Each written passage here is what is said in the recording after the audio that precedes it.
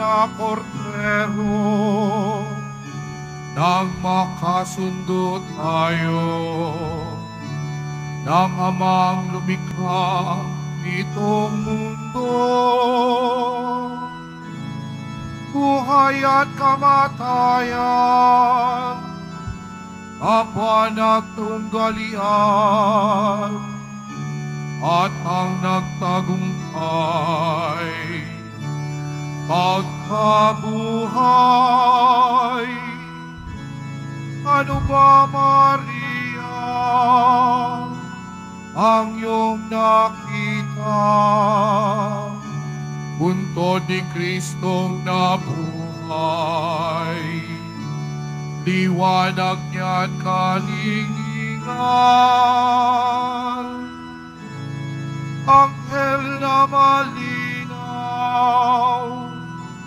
umot at kasuotan,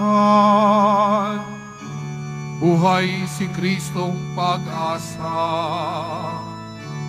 Papunta siya sa Galilea, kami sumasampalataya, buhay kang talaga, Hari ng ligaya. Magbasbas ka, Hallelujah,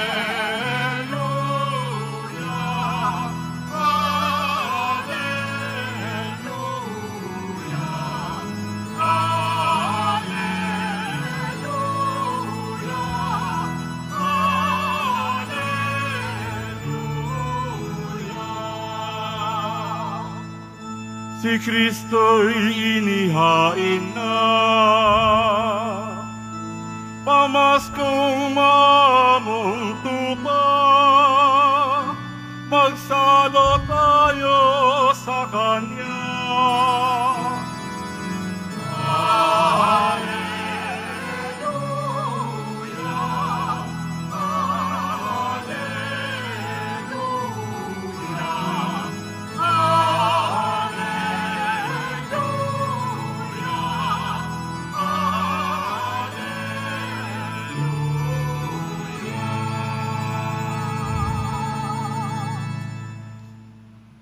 Sumainyo ang Panginoon. At sumayo rin. Ang mabuting balita ng Panginoon ayon kay San Juan. Papuri sa iyo, Panginoon. Madilim-dilim pa ng araw ng linggo, naparoon na si Maria Magdalena sa libingan. Naratnan niyang naalis na ang batong panakip sa pinto ng libingan. Dahil dito, patakbo siyang pumunta kay Simon Pedro at sa alagad na mahal ni Jesus. At sinabi sa kanila, kinuha sa libingan ng Panginoon at hindi namin alam kung saan dinala. Kaya't si Pedro at ang nasabing alagad ay nagpunta sa libingan. Kapwa silang tumakbo, ngunit si Pedro ay naunahan ng kasamang alagad. Yumuko ito at sumilip sa loob. Nakita niyang nakalagay ang mga kayong lino, ngunit hindi siya pumasok. Kasunod niyang dumating si Simon Pedro at tuloy-tuloy itong pumasok sa libingan. Nakita niya ang mga kayong lino at ang panyong ibinalot sa ulo. Hindi ito kasama ng mga kayong lino, kundi hiwalay na nakatiklop sa isang tabi. Pumasok din ang alagad na naunang dumating. Nakita niya ito at siya'y naniwala. Hindi pa nila naunawaan ang nasasaad sa kasulatan na kailangang muling mabuhay si Jesus. Mga kapatid, ang mabuting balita ng Panginoon. Pinupuri ka namin, Panginoong Hesukristo. Magsiupo muna po ang lahat. Magandang umaga po sa inyong lahat. Pakibati nga ang katabi ng magandang umaga at batiin ang katabi ng Happy Easter. At palakpakan po natin ang Panginoon na muling nabuhay. Mga kapatid, sa loob ng halos 40 araw, kasama ang pagdiriwang natin ng Misteryo Pascual, tayo ay nagbalik tanaw sa pag-aalay ng buhay ni Jesus. Ang kanyang pagkapakasakit, pagkamatay, at narito na po tayo sa rurok ng ating pananampalataya, ang kanyang muling pagkabuhay. Pero mapapansin natin mga kapatid, na sa ating mga pagbasa para sa araw na ito, lalong-lalo na ang ating ebanghelyo, nang pumunta si Maria Magdalena sa libingan ni Jesus at nakita niyang bukas at wala ang batong nakaharang sa labas ng pintuan ng Panginoon, sa libingan ng Panginoon, nandoon marahil yung kanyang agam-agam. Marahil nandoon yung kanyang pangamba. Nasaan si Jesus? At marahil nung mga oras na ito, maraming pumasok at tumakbo sa isip ni Maria Magdalena. At ano ang unang pumasok sa kanyang isip? Baka merong nagnakaw ng katawan ni Jesus. Pero bukod sa mga pag-iisip na ito, mas namutawi sa puso ng mga alagad ni Pedro, ni Juan, kasama si Maria Magdalena, na si Jesus ay muling nabuhay. At paano ho napagtanto ng mga alagad na ito na muling nabuhay ang Panginoon?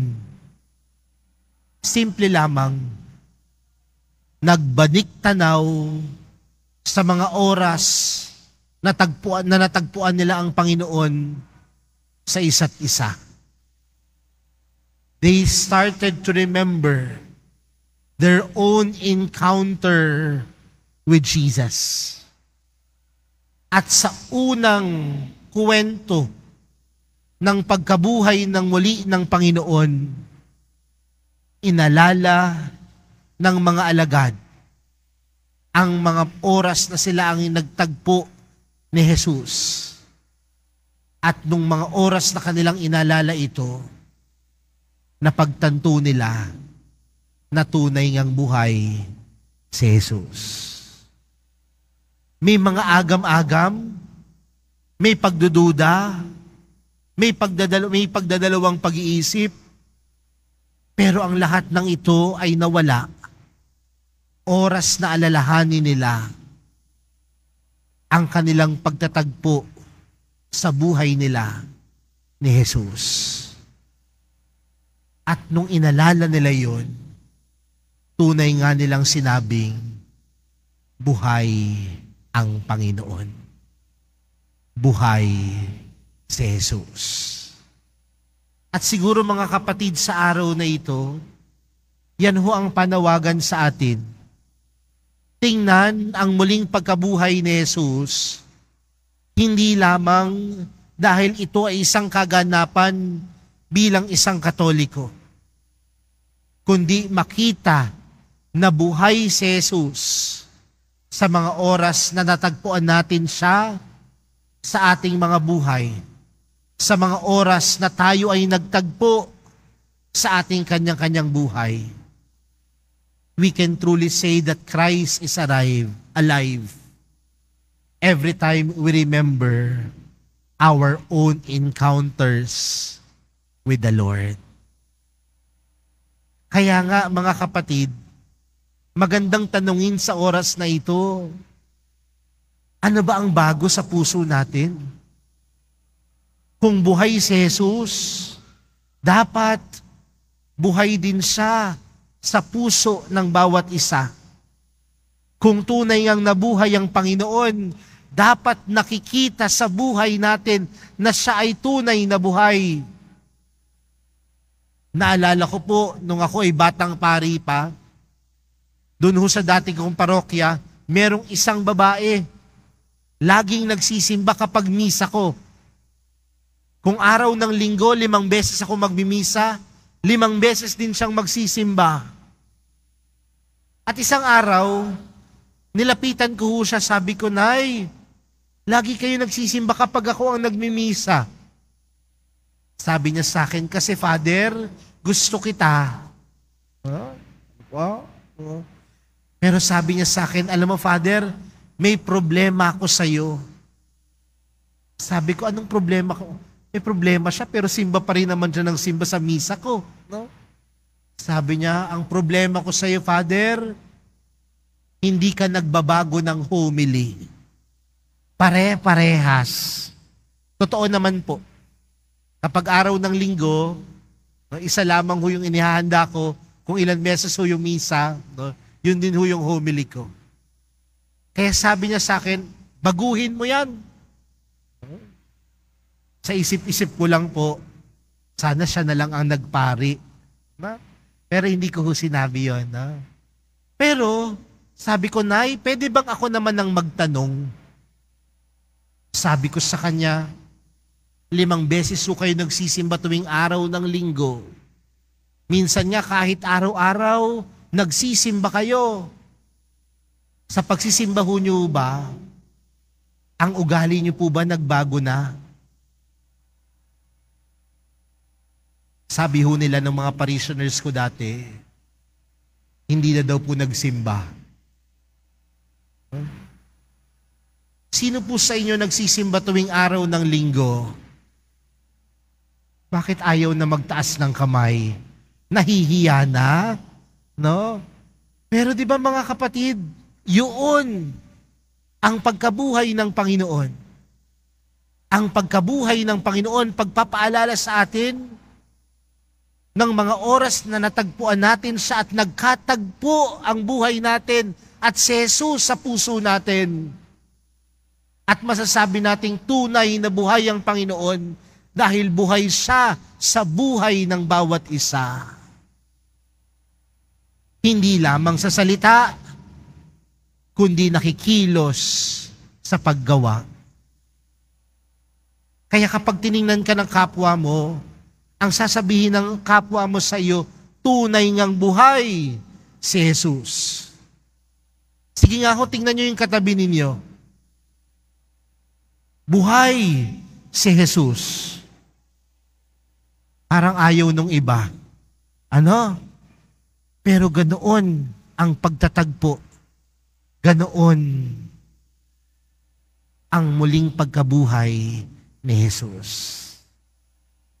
Pangalawa, sabi sa ating ebanghelyo, nang pumasok si Maria Magdalena sa libingan ng Panginoon, wala si Jesus. It was empty, walang laman. At para sa ating mga tao, tayong mga Pilipino, kapag sinabing walang laman, pangit yan.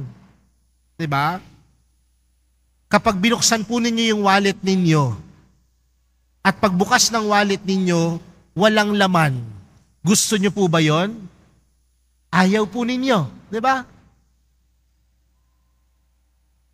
Pero may mga pagkakataon, yung mga walang laman, magandang karanasan naman.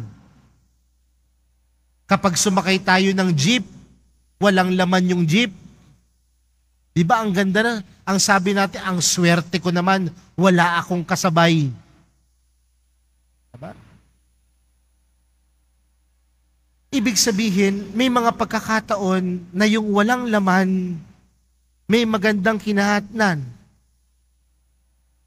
At marahil sa araw na ito, sa tulong ng kwento ng ating ebanghelyo, pagpasok ni Maria Magdalena sa libingan, walang laman.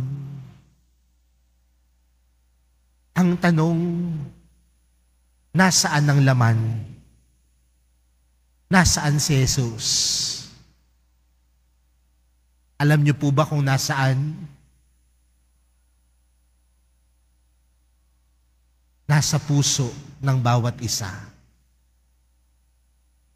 Pero paano makakapasok si Jesus sa puso ng bawat isa kung ang puso natin puno ng laman?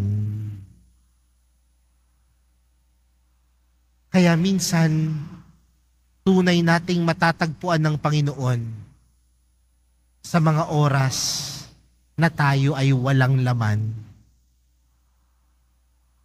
Para ang Panginoon tunay na mabuhay at magkalaman sa puso ng bawat isa. Mga kapatid, ang karanasan ni Maria Magdalena ay karanasan din ng bawat isa sa atin. May mga pagkakataon na nalulungkot tayo dahil walang laman. Pero hindi natin napagtatanto. Minsan, ang pagkakaroon ng walang laman ay pagkakaroon ng espasyo, ng lugar sa ating mga puso ng mahal na pong Jesus Nazareno. Kung buhay ang Panginoon at walang laman ng kanyang libingan, nasaan siya? Buhay sa puso ng bawat isa. Buhay sa puso ng bawat deboto ng mahal na pong Jesus Nazareno. Buhay sa puso ng mga Katoliko at Kristiyano na buhay ang Panginoon at pagpapaalala sa atin na natagpuan natin siya at nagkatagpo tayo sa buhay na ito. At makikita lamang ang pagkabuhay ng Panginoon sa ating mga sari-sariling buhay, hindi lamang sa salita, kundi sa ating pagkilos at paggawa. Mga kapatid, buhay muli si Jesus. Buhay si Jesus. At nawa, tunay siyang mabuhay sa puso at buhay ng bawat isa. Amen.